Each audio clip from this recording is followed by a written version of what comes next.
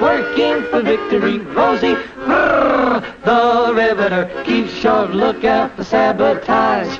Sitting up there on the fuselage, that little frail can do more than a mill can do. Rosie, the Riveter. Rosie's got a boyfriend, Charlie.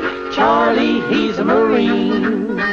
Rosie is protecting Charlie, working overtime on the riveting machine. When they gave her a production knee, she was as proud as a girl could be.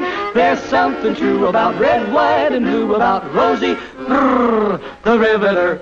Rosie, Rosie the Riveter. She works hard all day, working for the USA. Hip, hip, hooray, hooray.